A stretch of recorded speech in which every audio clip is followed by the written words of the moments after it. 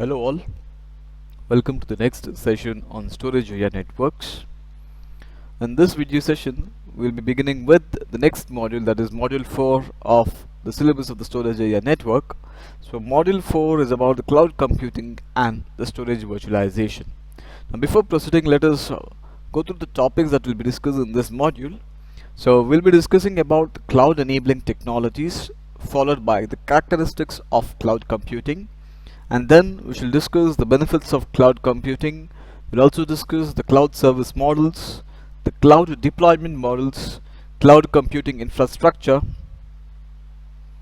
cloud challenges, cloud adoption considerations, virtual appliances, and storage automation and virtualization. So these are the topics that are included in the module 4 of our syllabus. In today's session, let us try to understand these 4 topics, from cloud enabling technologies to the cloud service models. So let us begin with this module 4. So before proceeding, let us try to understand the definition of cloud computing. So what is cloud computing? Let us try to answer this question. Cloud computing is a model for enabling ubiquitous, convenient, on-demand network access to a shared pool of configurable computing resources that can be rapidly provisioned and released with minimal management effort or the service provider interaction. So this is the definition of cloud computing that is given in our textbook. Let's try to understand this bit by bit. So cloud computing is a model for enabling ubiquitous, convenient, and on-demand network access. So ubiquitous can be accessed from anywhere. It's a convenient model that can be used very easily, and on-demand network access. It's an on-demand service. So on-demand network access to a shared pool of configurable computing resources. Now what are these configurable networking resources? It may be the networks, it may be the servers, it may be the storage, it may be the applications or the services themselves. So all these things are a part of the configurable computing services. So cloud computing is a model for enabling ubiquitous, convenient, on-demand network access to a shared pool of configurable computing resources that can be rapidly provisioned and released with minimal management effort and service provider interaction. So all these resources can be provisioned and released with minimal management effort, can be done in an easier way with minimal management effort and minimal service provider interaction. That is the cloud computing. It's a model for enabling ubiquitous, convenient, on-demand network access to a shared pool of configurable computing resources that can be rapidly provisioned and released with minimal management effort or the service provider interaction. Now with the cloud computing, users can browse and select relevant cloud services such as the compute. When we mean the compute, we are referring to the servers, right? With the cloud computing, the users can browse and select relevant cloud services such as the compute, software, storage, or a combination of these resources through a portal. Cloud computing automates delivery of selected cloud services to the users. It helps organizations and individuals deploy IT resources at a reduced total cost of ownership with faster provisioning and compliance adherence. So it helps the organizations and the individuals like you and me to deploy IT resources at a reduced total cost of ownership with faster provisioning and compliance adherence. So that is the cloud computing. Now let us look at the cloud enabling technologies. There are 4 technologies that are mentioned in the textbook. We have the grid computing, the utility computing, the virtualization, and service oriented architecture. So what is grid computing? Grid computing is a form of distributed computing that enables the resources of numerous heterogeneous computers in a network to work together on a single task at the same time. Grid computing enables parallel computing and is best suited for large workloads. So grid computing is a form of distributed computing that enable the resources of numerous heterogeneous computers in the network to work together on a single task at the same time, and it also enables the parallel computing and is best suitable for large networks. So in grid computing, what we can do is we can enable the resources from numerous different types of computer or heterogeneous computers in the network to work together on a single task. So we can solve a complex task by taking into account multiple resources from heterogeneous computers, and we can use it to work on a single task at the same time. The second type of cloud enabling technology that we have is called as a utility computing. Now what is this utility computing? Utility computing is a service provisioning model in which a service provider makes computing resources available to customers as required and charges them based on the usage. This is analogous to the other utility services such as the electricity, where the charges are based on the consumption. In utility computing, it's a service provisioning model in which a service provider makes the computing resources available to the customers as required and then charges them based on the usage. It's like giving computer resources on rent. So based on the duration for which the resources are consumed or used, utilized, based on that the customers or the users will be charged. That is called as the utility computing model. It's also called as a service provisioning model. The next technology that enables cloud we have is virtualization. Virtualization is a technique that abstracts the physical characteristics of IT resources from the resource users. So it abstracts the physical characteristics of IT resources from the resource users. Virtualization enables the resources to be viewed and managed as a pool and lets users create virtual resources from the pool. Virtualization provides better flexibility for provisioning of IT resources compared to provisioning in a non-virtualized environment. It helps optimize resource utilization and delivering resources more efficiently. So that is virtualization, which enables the resources to be viewed and managed as a pool and lets users create virtual resources from the pool. It creates or it provides better flexibility for provisioning of IT resources compared to the provisioning in a non-virtualized environment. It also helps to optimize resource utilization and delivering resources more efficiently. And lastly, we have the SOA or the service oriented architecture, which provides a set of services that can communicate with each other. These services work together to perform some activity or simply pass data among the services. So these are the four cloud enabling technologies. We have the grid computing, the utility computing, virtualization, and SOA or the service oriented architecture. Now let us try to understand what are the characteristics of cloud computing. There are 5 major characteristics of cloud computing. We have on-demand self-service, broad network access, resource pooling, rapid elasticity, and measured service. Now let us try to look into each of these characteristics in a bit more detail. On-demand self-service.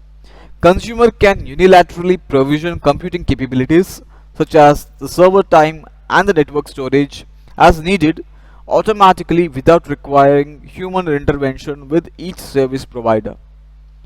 So consumer can unilaterally provision computing capabilities automatically without human interaction with each service provider.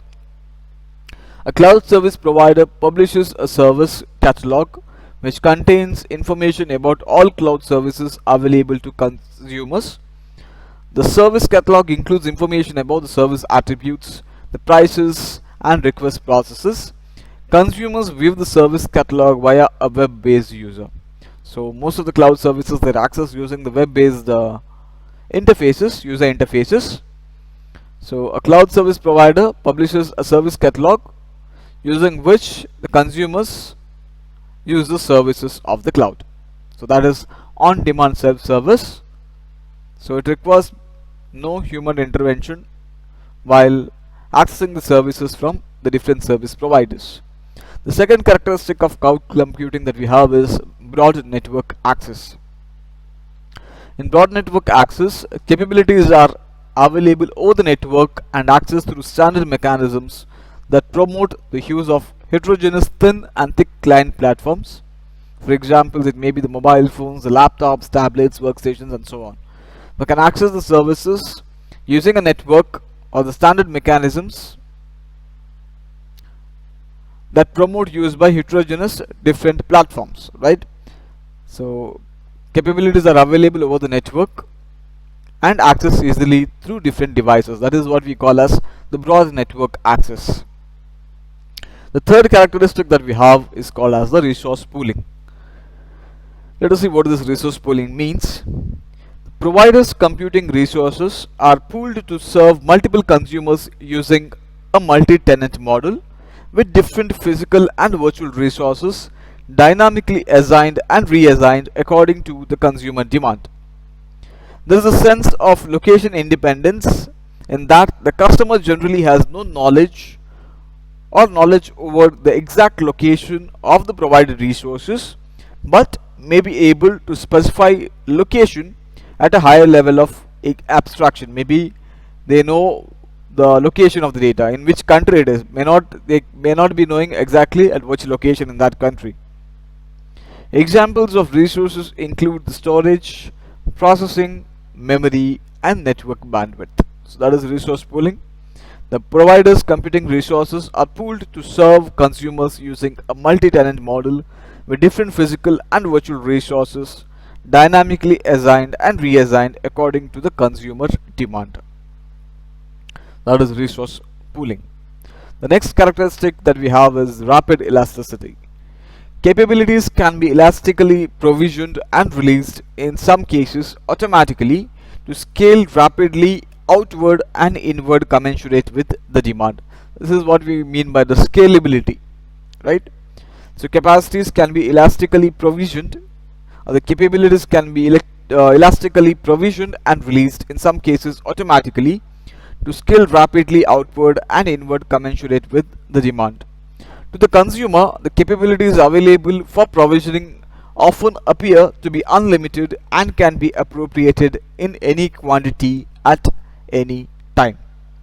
Consumers can leverage rapid elasticity of cloud when they have a fluctuation in their IT resource equipments or the IT resource requirements. For example, an organization might require double the number of web and application servers for a specific duration to accomplish a specific task. For the remaining period, they might want to release the idle server resources to cut down the expenses.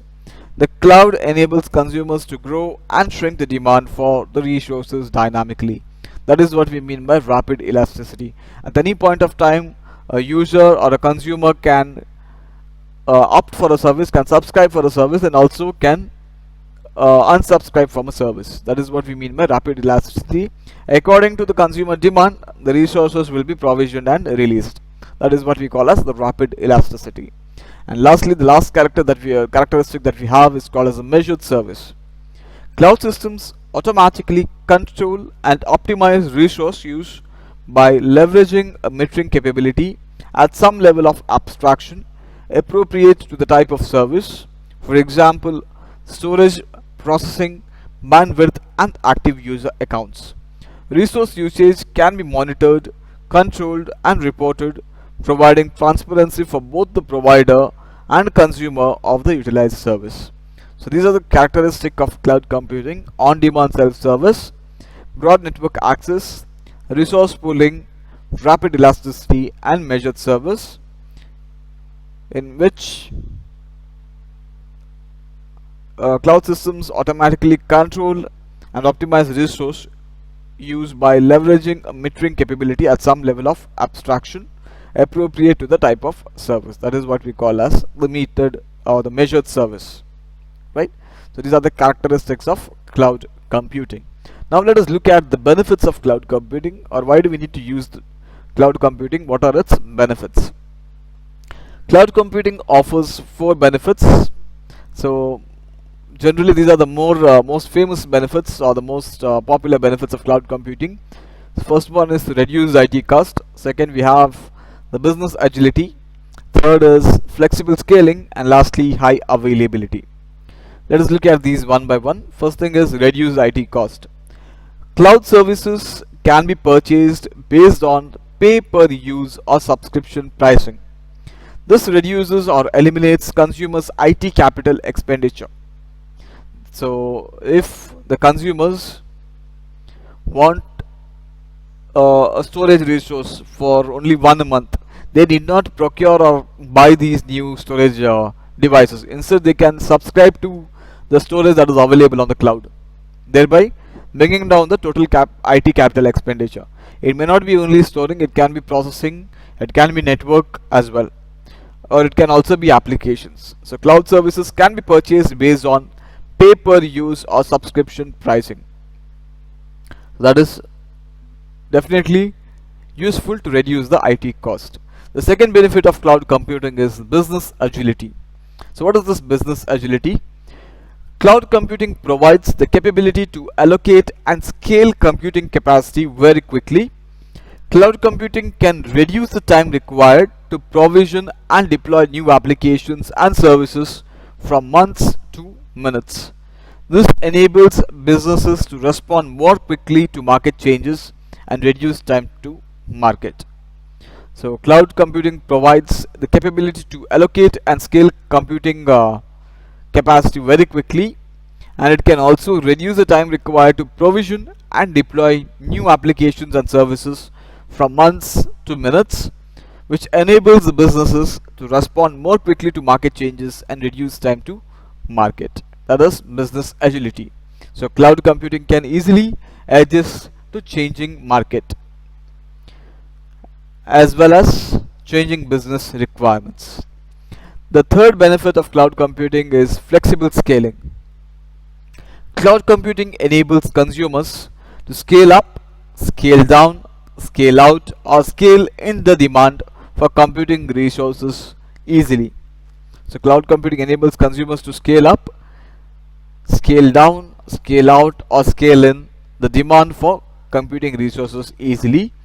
Consumers can unilaterally and automatically scale computing resources without any interaction with the cloud service providers. The flexible service provisioning capability of cloud computing often provides a sense of unlimited scalability to the cloud service consumers.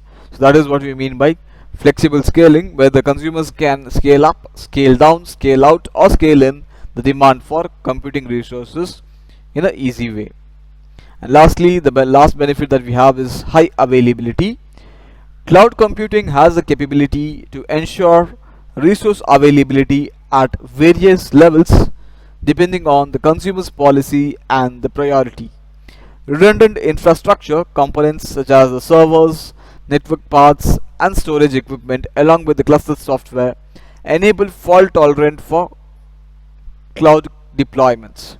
These techniques can encompass multiple data centers located in different geographic regions, which prevents data unavailability due to regional failures. So we can be very sure that the IT resources that are provided as a part of cloud computing or are provided as cloud services, they offer very high availability. The downtime for these resources is very less. That is a very big advantage or benefit of cloud computing. So these are the benefits of cloud computing: reduced IT cost, business agility, flexible scaling, and high availability. Let us proceed and try to understand a bit about cloud service models. There are three cloud service models. We have IaaS, or we can call it as infrastructure as a service. Then we have PaaS, or the platform as a service, and lastly SaaS, or the software as a service. Let us try to understand each of these models. First model that we are going to discuss is infrastructure as a service. The capability provided to the consumer is to provision processing, storage, networks, and other fundamental computing resources, where the consumer is able to deploy and run arbitrary software, which can include operating systems and applications. So cloud infrastructure as a service model provides the consumer with the capability to provision processing, storage, networks, and other fundamental computing resources, where the consumer is able to deploy and run arbitrary software, which can include the operating systems as well as the applications. The consumer does not manage or control the underlying cloud infrastructure, but has control over operating systems and deployed applications, and possibly limited control of select networking components such as the firewalls. So here the consumer does not manage the underlying cloud infrastructure, but has control over the operating systems and the other deployed applications. So in infrastructure as a service, so this IaaS is the base layer of the cloud services stack. We have something called as cloud services stack. In this stack, infrastructure as a service acts as a base layer of this cloud services stack. It serves as a foundation for both software as a service and platform as a service layers. Amazon Elastic Cloud Compute, or Amazon EC2 as we call it, is an example for infrastructure as a service that provides scalable compute capacity on demand in the cloud. It enables consumers to leverage Amazon's massive computing infrastructure with no upfront capital investment. So only as and when it is required, consumers can subscribe for this infrastructure as a service, and once they are done with their work, they can unsubscribe. So they can pay only based upon the consumption, pay per use basis, right? That is infrastructure as a service. So here the consumer is provided with the capability to provision processing, storage, networks, and other fundamental computing resources that is provided by the cloud. And also infrastructure as a service is a base layer of the cloud services stack. Let us proceed with the next type of cloud service model, that is PaaS, or the platform as a service. So in platform as a service, the capability provided to the consumer is to deploy onto the cloud infrastructure consumer created. Capability provided to the consumer is to deploy onto the cloud infrastructure consumer created or acquired applications created using programming languages, libraries, services, and tools supported by the provider.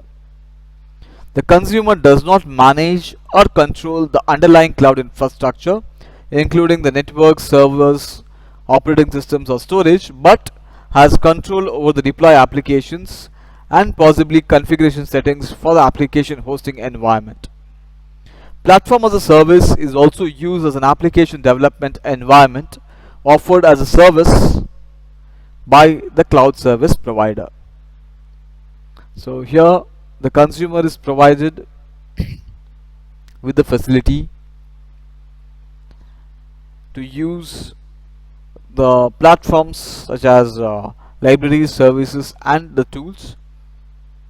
So here the consumer does not manage or control the underlying cloud infrastructure, including networks, servers, operating systems, or the storage, but has control over the deployed applications and possibly configuration settings for the application hosting environment. Platform as a service is also used as an application development environment offered as a service by the cloud service provider. So it's also used as an application development environment. You can develop applications on the cloud using this platform as a service. The consumer may use these platforms to use or to code their applications and then deploy the applications on the cloud. The consumer can use these platforms to create their code, to code their applications, and then deploy these applications on the cloud. Because the workload to the deployed application varies, the scalability of computing resources is usually guaranteed by the computing platform transparently. Now, since the workload deployed to the applications varies, the scalability of the computing resources is usually guaranteed by the computing platform very transparently. So Google App Engine and Microsoft Windows Azure platform are examples for platform as a service. So if someone asks you, give me some examples for platform as a service, you can give the example of Google App Engine as well as Microsoft Windows Azure platform. Right? So that is platform as a service. Let us proceed to the next type of cloud service model, that is SaaS, or the software as a service. The capability provided to the consumer is to use the provider's applications running on a cloud infrastructure. So if you're using the provider's applications running on a cloud infrastructure, that means we are using the software as a service. The applications are accessible from various client devices through either thin client interface such as a web browser or a program interface. The consumer does not manage or control the underlying cloud infrastructures, including the network, servers, operating system, storage, or even individual application capabilities, with the possible exception of limited user-specific application configuration settings. So here, the applications running on the cloud infrastructure will be used, or it will be used as a service by the consumer. Now these applications are accessible from the client devices through either a thin client interface such as a web browser or a program interface. In software as a service model such as CRM or the customer relationship management, email or instant messaging, so all these are offered as a service by the cloud service providers. If you're using Gmail, that will be provided by the Google, right? So Google will be our cloud service provider if you're using Google Mail. The cloud service providers exclusively manage the required computing infrastructure and software to support these services. The cloud service providers exclusively manage the required computing infrastructure and software to support these services. The consumers may be allowed to change a few application configuration settings to customize the applications. EMC Mozy is an example of software as a service. Consumers can leverage the Mozy console to perform automatic, secured online backup and recovery of the data with ease. Salesforce.com, a very popular name. Salesforce.com is a provider of software as a service based customer relationship management applications such as Sales Cloud and Service Cloud. So you can remember the different examples for the different types of services. When you're talking about platform as a service, we discussed Google App Engine and the Microsoft Windows Azure platform. Similarly, for software as a service, we have the EMC Mozy, which offers automatic and secured online backup and recovery of the consumer's data. We also have Salesforce.com, which offers applications for CRM, that is customer relationship management, such as Sales Cloud and Service Cloud. So these are the three different cloud models, or the cloud service models that we discussed. We have the infrastructure as a service, the platform as a service, and the software as a service, right? So in infrastructure as a service, compute, storage and network will be providers' resources, whereas consumers resources will include the application, database and the operating system. In case of platform as a service, except the application, the database, OS, compute, storage and network, all these things will be the provider's resources. Consumers can control only the applications. That is in case of platform as a service. In case of software as a service, all these things, all the layers starting from application, database, operating system, compute, storage and network will be treated as the provider's resources.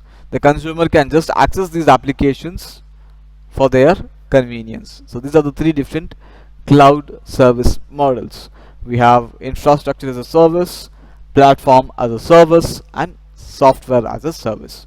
With this, let us conclude this session. Before that, let us see what are the things we discussed in today's session. We started with the definition of cloud computing. Then we discussed the different types of cloud enabling technologies. We discussed grid computing, utility computing, virtualization and service oriented architecture. After that, we discussed characteristics of cloud computing. We saw what are the characteristics of cloud computing. We discussed on-demand self-service, broad network access, resource pooling, rapid elasticity and measured service as the characteristics of cloud computing. And then we discussed the benefits of cloud computing as well. What were the benefits that we discussed? We discussed it offers reduced IT cost, Cloud computing offers business agility. It provides flexible scaling as well as high availability. And then we discuss the different cloud service model, which includes the infrastructure as a service, platform as a service, and the software